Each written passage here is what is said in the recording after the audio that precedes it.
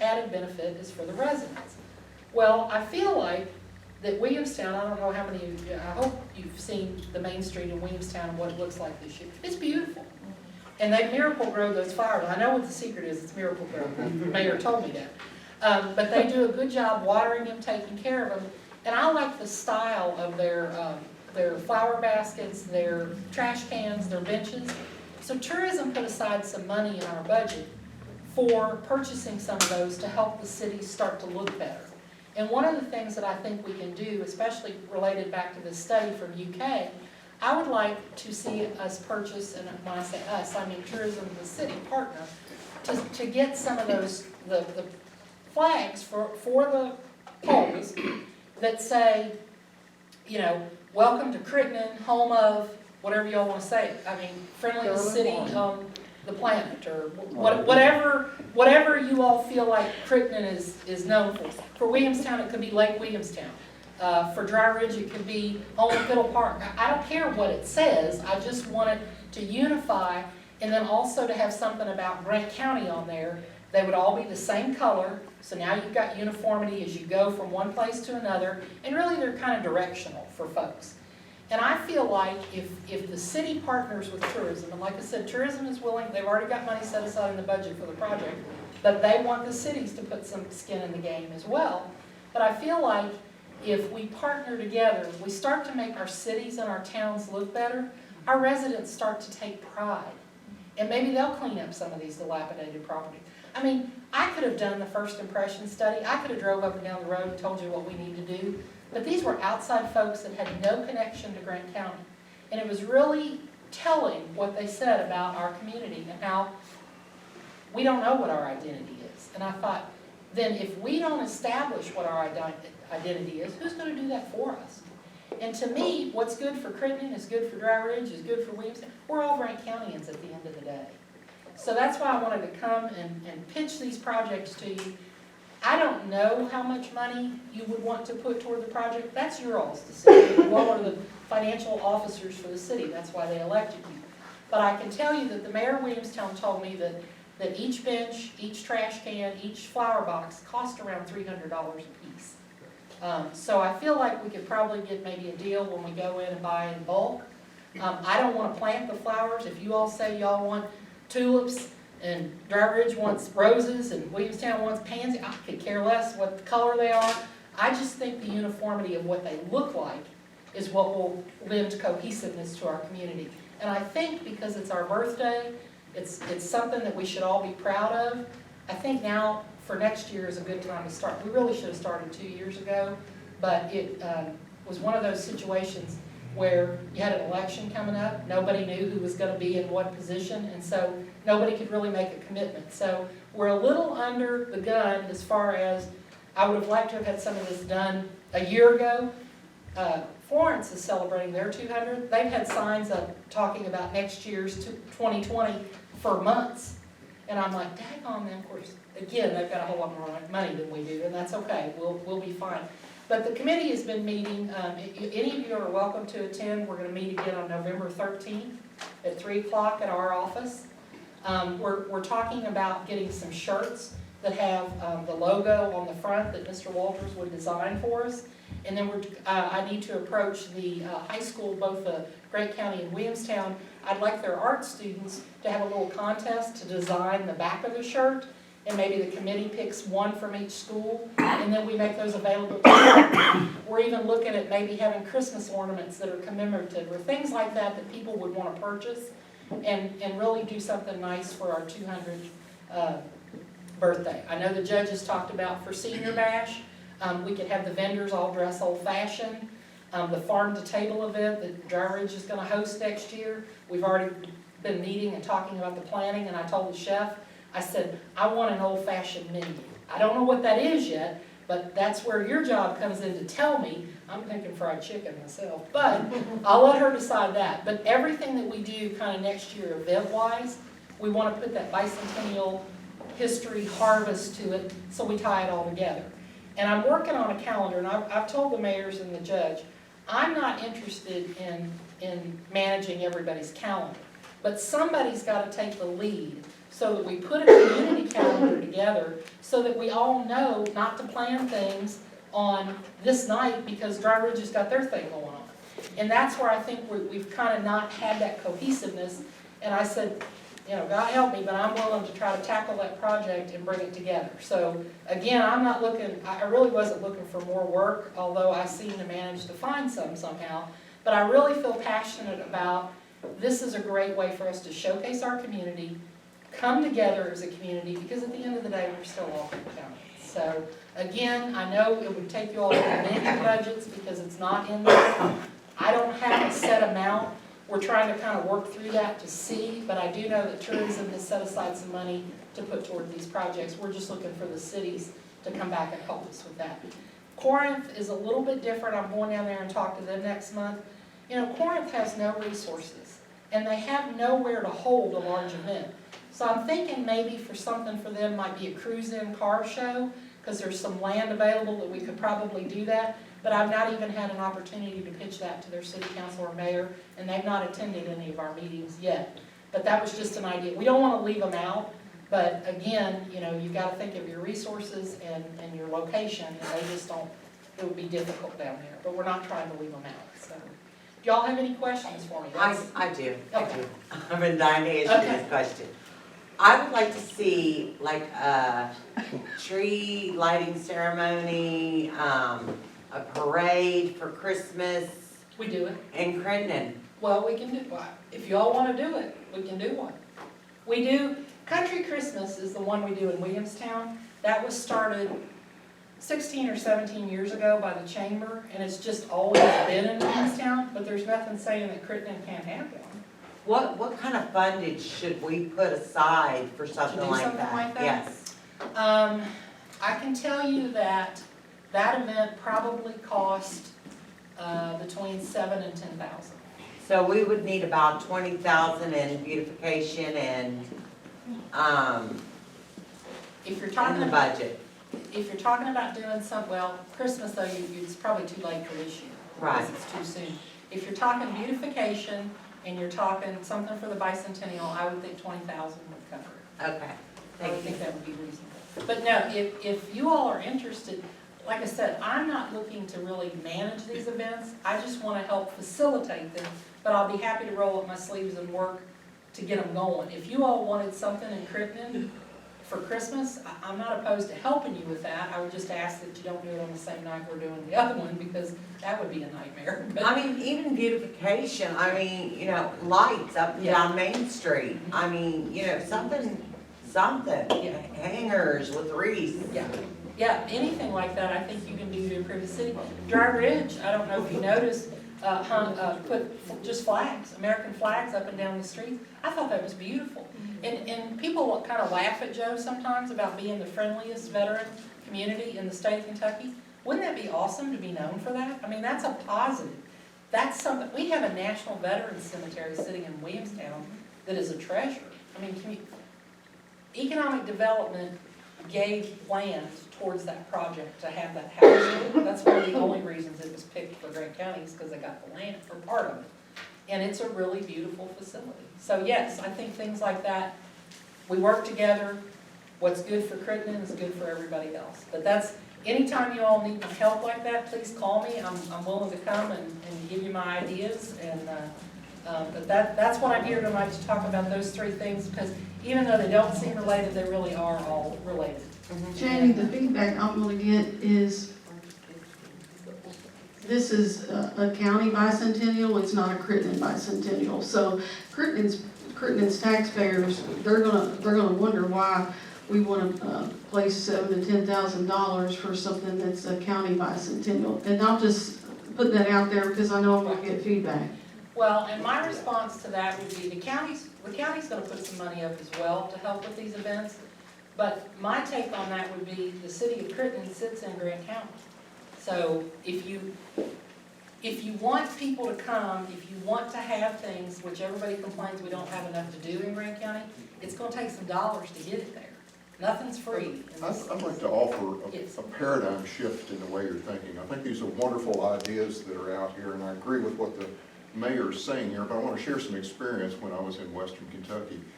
businesses will sponsor a lot of this stuff if you give them name recognition. For instance, the 4th of July celebration that included bands, fireworks, cotton candy, hot dogs, and things for the kids. The company I work for paid for all that. It's the Air Products Ameribration for Calvert City. I could see one that Dana pays for. I could see one that Napoleon. If we approach them and say, you've got the name recognition, and not all of that comes out of the community's pockets, but the business gets a hell of a lot of goodwill out of doing that kind of stuff. And the Christmas parade is put on by pick your business. And they get advertisement too. Pardon? And they get advertisement too. Yeah, and that's the point.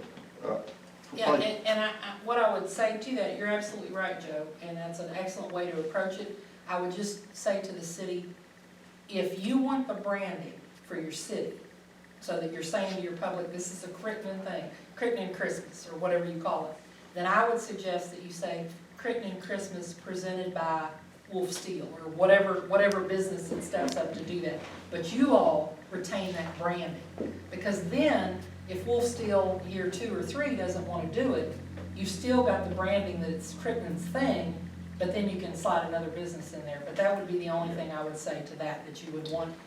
Make it Crittenden's brand, Crittenden's thing, but, yes. To your other point about these monthly concerts and things, my kids and I have gone to the Independence ones. I think they're every third Thursday at the amphitheater near the Kroger and Independence. They're fabulous. Several hundred people come out for those things. It can't be that expensive, but it's a very nice thing to do. So I think you're spot on doing that. And I say Grant County Park, the reason that I use that as an example for Crittenden, the infrastructure's all there. Parking's there, the amphitheater, bathrooms. I mean, we can do it downtown, but then you've got to consider traffic control, you've got to consider safety. I mean, all those factors play into that. And so, like I said, for launching it, for starting small and growing it, I think the park is a good place in Crittenden to put it. But I'm not opposed to other ideas. I just think logistically, you've got to think about that when you're doing a project like that. Again, I'm here to help you all in any way I can, get things off the ground, because on the tourism side, and even on the economic development and business side, if people come here, they're going to spend money here. That helps everybody. So, any other questions? Do what, Early? Amen, sister. I do have a question Yes. about how it works.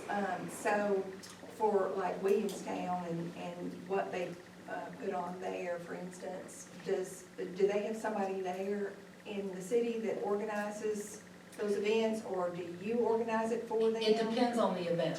The Yeah. one for Christmas, since that was a chamber started function, we organized that. Okay. And the city provides the resources in their employees, their police department. They also pay for the wagon rides that are free. And they just make the city available, because that's such a well-established event that it pretty much kind of runs itself. It's been going on long enough. Now, we've tried to come in the last 3 years, rebrand and add things to it to make it better. And we are seeing success in drawing more people and getting more people involved that way. And then, let's say Derby Day for Williamstown. I didn't have anything to do with Derby Day. That was an established city event.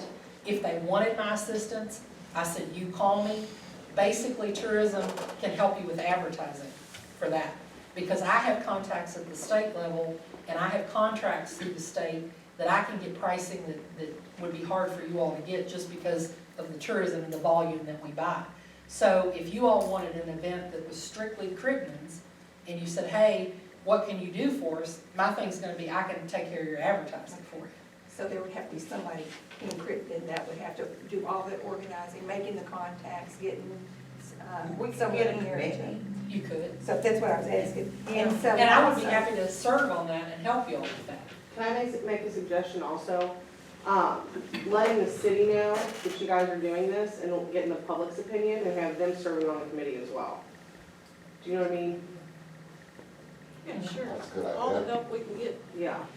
And then also for the, my other question then is, so the bicentennial event that you're thinking of at the park, that would have to be something that the city would have to take care of? You would just advertise it, is that what you're saying? Well, for the bicentennial year, kind of what I'm thinking with these large events, I will help manage those for you all. I will help guide you through that process. But then the ultimate goal would be, if you want to repeat it because it was a success and you want to build on it, then I can step away and you've got a committee, you've got somebody that can, because I don't need more events to manage. I got plenty to keep me busy. But I think my role will serve as a facilitator to get it going and get it moving in the right direction. Like I said, I just want to help Grant County move forward, and I see that that's where we're lacking, and I'm like, I think that's where tourism can step up, and I can help with that. But again, I'm not looking for way more, if you could see my calendar, you'd think, good Lord. And like I said, I had 4 meetings today. I don't mind helping and giving my time, because I think that's what's gonna help us move forward. But if I can facilitate it and then you all run with it, that's great. That's what I just wanted to clarify. Yes, ma'am. Make sure I get a business card before Yes, you leave, please. I'll get one out of my car, yes. Thank you. I thought, did I not give all council? I did. I will get you all cards before I leave. And then back on the beautification thing. Yes. So we're talking about flowers and the benches and Trash trying, cans. and trying to make it look cohesive throughout the entire Grant County. And you all could either designate a beautification committee to make the decisions of where to put them. I don't care where we put the benches. I don't care where the flower pots are. That's your all's call. I just would like them to look uniform as we travel through Grant County. I think that's cohesive. Okay, so we would probably need like a committee or something to. Either the city council could decide, the mayor can appoint, you can have citizens, that's up to you all. Like I said, I just would like to see them all look the same, so we're not all reinventing the wheel. And I think Williamstown's done a good job with what they've got going. So remember, Miracle Grove serves on that committee. Early has a flower shop, so, but she's kind of busy right now. So I thought she would be a great, somebody great on that beautification with a leader, but she just got too busy, so. I get it. Thank you, Jamie. Thank you. Thank you, Jamie.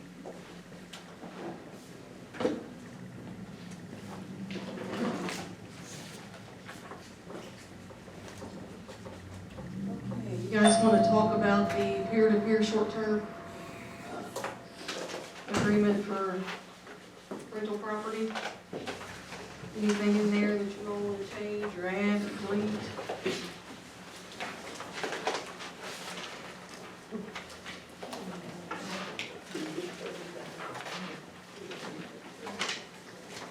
I thought we changed and added all that we wanted on that Airbnb. Last meeting, it seems like we went over What? everything.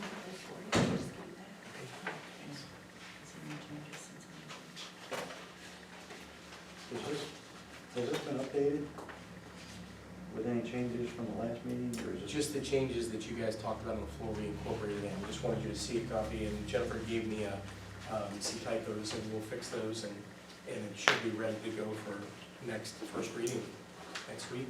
That'd be great. Thanks, Jennifer. What about the curfew? You guys look over that one? I'd like to ask the sheriff something about that. Sheriff, curfew is awesome. I don't know if you want to talk about manpower or anything like that. Can you remind us again what would happen if the one sheriff's deputy that we're paying for in Crittenden, if it deems necessary to pick up a juvenile for breaking the curfew, what would happen? What happens from there? What happens if there's an emergency call?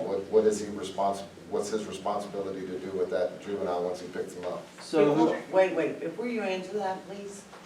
Let me say this, I already spoke with the constables, Danny Sanders and Michael Night-Eye, and got them on board with this curfew before I even brought it up to implement. They had stated that they would be more than happy if there was a problem with juveniles to detain them, take them where they needed to be, or call the Grant County Sheriff's Office and say, hey, what do we do? So, just to add that in there. I got a question asked since you brought that up. I don't know if the sheriff's deputies will turn over a juvenile to a constable's, nothing against constables. They won't. We won't turn them Because of over to insurance-wise, state if something happens police, to them. city police, constable. If we take a call, it's our responsibility. We're not gonna turn anything over. You know, there's just too many problems that it can create. So, to your first question, if we get out with a juvenile and they're breaking this curfew, that deputy's gonna be dealing with that juvenile until that juvenile is turned over to somebody, whether it be a parent, grandparent, or detention center. So that, And they sign for it, the parent has to sign for it. correct, When they'll be issued a juvenile court Yeah, date to appear while their Yes. kid or whatever was out. yeah. And if a constable picked up a juvenile, I know they have arrest powers and things of that nature, who would be liable if a constable did pick up a juvenile and that juvenile was harmed somehow or was injured? Who would be, That constable. it would not fall back on the city? I would let, I'm happy to, yeah, I would let Alex answer that one. I can give you, I had a very short-lived history as I was an attorney for the Kentucky Constable Association until my boss shot somebody in the parking lot. You guys probably remember that. He's in jail now, no longer a constable. But the point is I got up to speed pretty quickly on the laws and of constables. It's really unique, as you guys know, in Kentucky. They have all the same powers the sheriff does. Has your county authorized them to have blue lights? No. Okay, that helps, right? So at least slows some down, right? But green lights, they use green lights? Red. I believe they chose that on their own. I bet. So, do they post a bond with your county? Have you guys required that of them? They don't post bond. I think some of them maybe have attempted to post their own bond, but the county doesn't pay for anything. That's good. Right. So, the issue is that they're all personally liable in the event that they do something, and just if they violate someone's constitutional or civil rights.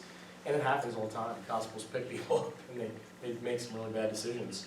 And unfortunately, there's nobody there to back them up. There's no insurance policy or lawyer protecting them. So that would be, and we can't stop them. We can't prohibit a constable from following the law. And there's some great constables. There really are people that really help out in jurisdictions that don't have enough law enforcement. It's a great tool. But you've heard about the abuses. So to answer your question, if a constable chooses to pick someone up, they're on their own. So the city's not going to indemnify them, clearly. Neither will the sheriff's department for that matter. I know Danny's bonded because he had showed me the paperwork and everything, but it's through a insurance company, I believe, or Yeah, I something of don't that know who sort. they It's go not through, yeah. I backed mean, up by a grant. ours is through an insurance company also, but through KCO and I believe Liberty Mutual, I believe. But yeah, I mean, they very well could be. I do know Danny was talking about getting his. I don't know about the other two. I know Michael Night bonded. Yeah. And you all may have wonderful constables in this county, I don't know. We had quite a few problems in McKinney County. That's what I'm remembering. No, that's what I'm remembering. You probably remember. We do have great constables in Crittenden and Dry Ridge. I can't speak for Williamstown. I don't know Pat Stanley, but I can speak for Danny Sanders and Michael Night. How often do you see, does your deputies, Brian, see, or sheriff, juveniles out, past? I mean, I think it's like I've said before. You see them 9 times out of 10. If they talk to them, they're walking home from wherever. It goes back to, like I said, this ordinance is a security blanket. The ones we're going to charge are going to be charged with criminal mischief, burglary, fighting, whatever it is they're out doing being mischief.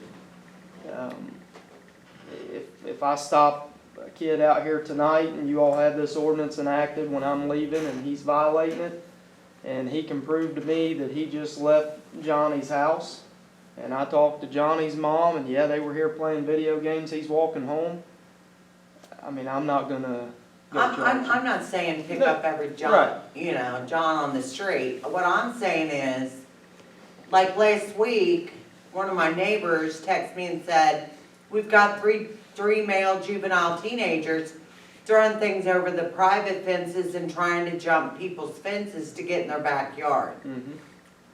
No offense, but the first thing I said was, well, let me give you a number. Here's Danny Sanders' number. But, I mean, that's the kind of stuff. Can I stop you right there? Yeah, That's the biggest problem with the entire county, is they either don't wanna call nobody and put it on Facebook, yeah. or they wanna call somebody direct, and Danny may be out to dinner at Outback Steakhouse, and there may be a deputy, a trooper, or Michael Knighty already out patrolling, where if they'll call dispatch every single time, it's gonna get logged, it's gonna get dispatched, and the closest unit, no matter where this call is gonna step up and go to it. So I encourage people, and that's great that Danny and Michael wanna give their cell phone number out, and I'll give my cell phone number out to anybody that wants it. But when people call me, I highly encourage them, call 428-1212 or call 911, because now I gotta stop. If I'm not out or in the area, I gotta pick the phone up and figure out, one, either who's working, or two, call dispatch myself and possibly give bad information. So encourage your people as council members, Well, I'm glad call you said that. dispatch and get it logged, because a lot of times, I read stuff on Facebook, like the other morning, I get up and there's an abduction on Spellman Drive, 3 men in a white van. I read that. I immediately called dispatch and I'm like, hey, I didn't see this in shift notes, what is this? We don't know, we don't have a log. Well, it says here she called, Yep, never did. sure did. She didn't call, did she? Never did. But that, and I don't know if that did or didn't happen, I'm not calling that girl a liar, I'm not even. but if something bad is happening, call right away. If you see kids climbing fences at midnight, by all means, call right away, get a good description. If you see kids standing on the corner at midnight and they're not walking down the sidewalk, call so somebody can go Well, you know, look. that's, I didn't call, but Thomas, sheriff up the street, there were 12 kids standing on Waller Drive not a couple months ago. I mean, he wouldn't even go down the street to make them move off the electrical boxes they were sitting on. They were just sitting there being rowdy, it's like, somebody do something. Well, and let me kind of take up for him for a minute. What can he do? All he can do is go down there and say, listen, keep it down, don't be disorderly. Well, damn, he's a sheriff, can't he do more? I mean, come on. If they're not doing anything illegal, just merely standing or sitting on an electrical box isn't illegal. Now, if you all enact this ordinance, yeah, it's time to get home. If it's midnight and they're sitting out there, it's time to get home or you're being charged. So, yeah, it's gonna give us a little bit of teeth for stuff like that. But the other thing you gotta understand, and I think is the point he's trying to drive home, is whether it be us, the constable, it's gonna tie somebody up for a while dealing with a juvenile. It's not as easy as kicking out a citation and saying, here you go, deputy jailer, get rid of them. Right. And I've been doing a little reading about curfews, and what I've read is that it really doesn't show, there's no statistics to show that it really deters crime. Do you feel that way? That's what I'm reading. I mean, Well, wait a minute. If you find me $150 because my kid's out on the street, one, I'm gonna whip that kid's butt. Two, he ain't gonna be out on the street again, because I just paid a $150 fine because he couldn't listen. I don't know what juvenile's gonna wait around and let the deputy put him in the court. I don't believe that. Dry Ridge May, I know Williamstown, I'm pretty sure they have nothing. And I know we had spoke, I don't know if Dry Ridge is working on one or had just got one.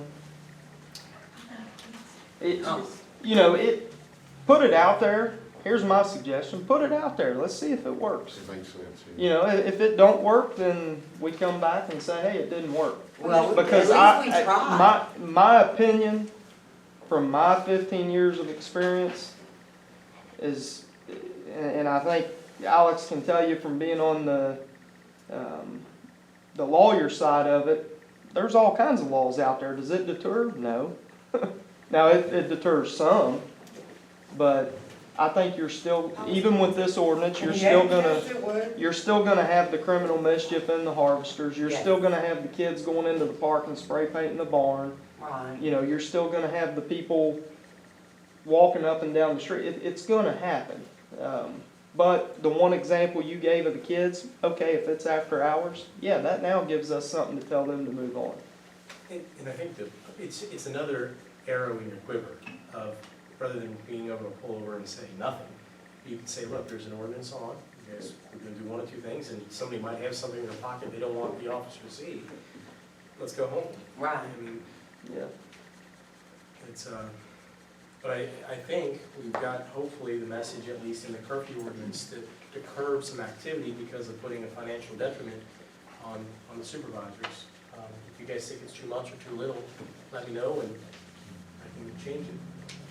Well, I don't want to get into litigating everything again and threatening our citizens. So I would err on the caution of penalties, on the lower side probably, because Honey, you give me a $35 fine, I ain't gonna worry about it, I'm gonna slap you a $35 check. You give me a $100 fine, that kid's got a problem. and then the other thing is that the curfew hours there looks to be a discrepancy. On the first page, it says 11 to 6 and 12 to 6, and then on the second page, it says, Those are weekdays versus weekends. I know, but on the second page, it says until 1 a.m. On the first page, it says till 12 a.m. on the weekend. So I'll change it on the weekends. what is it Well, supposed to be? It's whatever you guys want. Okay. And then is there any difference for summertime or, you know, when school's not in session? Because we've got kids Can out I, here. can I say something, and if I'm out of line, please let me know. There's no reason that a minor needs to be out at 12 or 1 o'clock. Honestly. And And number two, $35, I have to agree with Paul on that.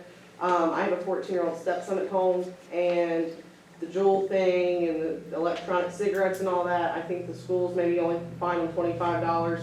I've been hearing students say, I'll just pay the $25, and then I'll get me another one.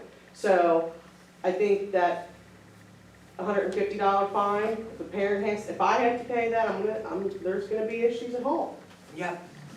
And I'm not a policymaker, guys, I'm just a scrivener. I mean, all I'm trying to do is just put into writing, this is why we have these caucuses, you know, shoot from the. Can I say make a what's on your mind. suggestion? And she brings a good point up, because I met with the school system on this Juul problem. And the $25 fine, yes, that was an issue. So what the school board's getting ready to do after talking with myself and the other school resource officers is they're gonna make a schedule. Okay, the first time it's gonna be Yeah. $25. The second time, it's gonna ramp up to, let's say the board makes it 50. Third time, 75, but then there's gonna be a point